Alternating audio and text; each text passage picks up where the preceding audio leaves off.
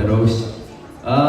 May kasabihan ho na pag ang tao ay ikitrimik at nakahanap po ng kulay berting buto sa kanyang mga abo, ang ibig sabihin po na naging mabuting tao siya, na nabubuhay pa siya. And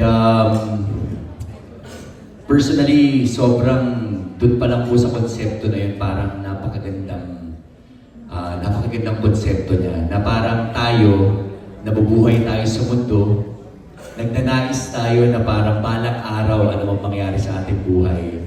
Parang hahangarin natin na sana meron tayong green bones. Parang yun yung magiging simbolo na naging mabuti ka ng mga panahon na nabubuhay ka pa.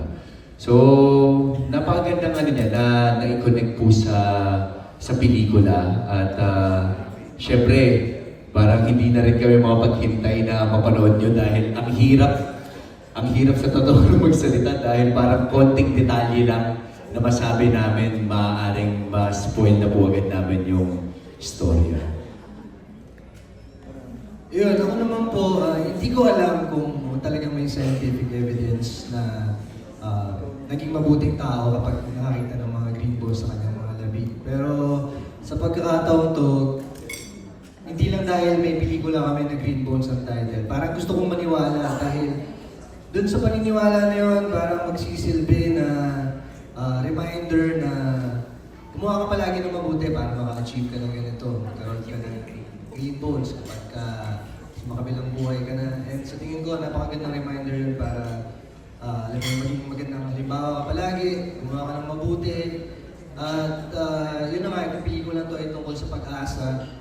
Naniniwala ako na importante rin na bigyan palagi ng pag-asa yung isang tao na gustong magbago dahil syempre gusto niya ituwid lahat ng mga pagkakamali niya, and yung mga tao kasi magnet yan para sa mga kamalian at maling desisyon sa buhay. So sa tingin ko, napaka-importante na lagi silang bigyan ng pagkakataon na magbago, and kahit ilang beses pa, hindi lang once or twice, basta nasa loob nila na gusto nilang gawing mabuti yung buhay nila, bigyan natin yung pagkakataon para magbago sila.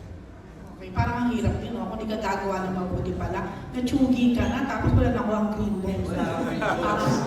Kami hindi talaga mabuting tao. Anyway, Dennis and Lulu, syempre pagka kasi MMFF, kasunod na nun yung isa sa aabangan yung awards night, yung mga award. Kayong dalawa ba, na nararamdaman niyo na ba na strong contender kayo for best actors? I'm sure si Kuya Dennis,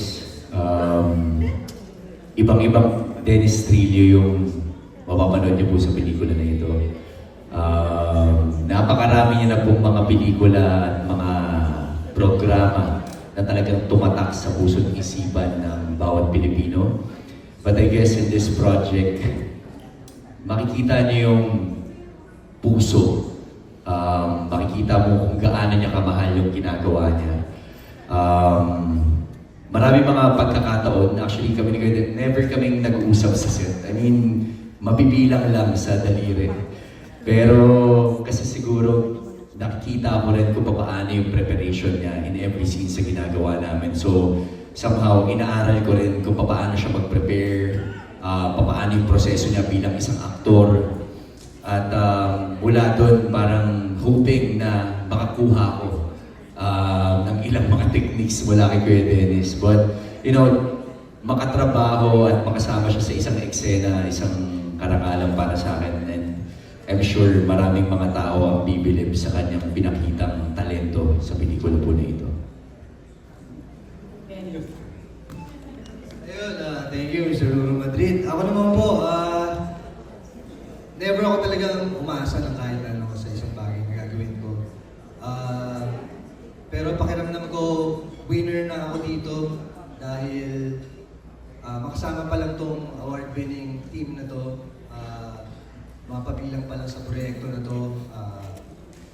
Buhayin yung mga characters na nandito sa napakagandang script na nilikha ni Mr. Ricky. Pakiramdam namin, winner na kami, and doon pa lang talagang walang talo na talaga. Sobrang siguro yung mga awards magiging bonus na lang yun, pero Ngayon pa lang, pakiramdam ko panalo talaga. Okay, thank you. Actually, Dennis, parang ang gandang follow-up nito sa ano eh, sa Pulang Araw, di ba? After na kainisan kami ng Saito dito, mukhang maawa naman sila sa'yo. Bukod dun sa mga mararamdaman nila, sigurado ako maapektuhan sila dito. Ibang klase ng kung paano sila naapektuhan sa panonood ng Pulang Araw. Dito sa proyekto na to, talagang naniniwala kami dahil hindi ka lang ma-entertain, matututo ka, marami kang madadala dito pagkatapos ng panoorin ng pelikula. At ang importante ron, may apply mo siya, yung mga lessons na matututunan mo sa mga sarili mo. Okay, last na po. Curious lang ako kung meron po ba isa sa inyo na may hawak na ng green bones. Kasi kung tama yung pagkakaalam ko, parang ginagawa siyang pendant sa necklace, di ba? Yung iba gano'n ang ginagawa. Meron na po ba sa inyo na may hawak na gano'n? And kumusta naman? Wala pa. Kasi Ronnie na.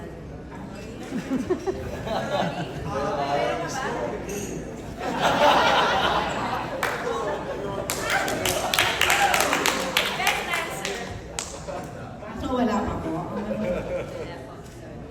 Isa, wala ka pa rin. From your family, like, walang gano'n.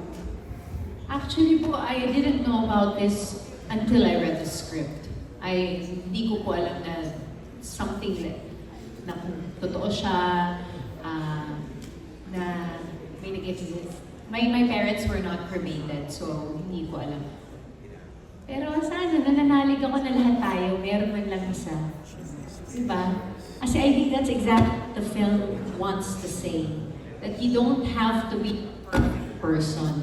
That you are human and you could have maybe done a lot of bad things in life. Pero in those certain moments,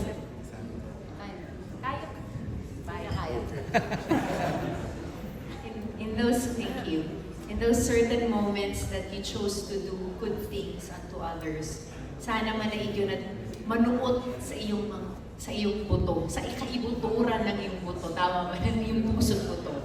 At magkaroon ka man lang ng kahit isa. Yun lang. Thank you.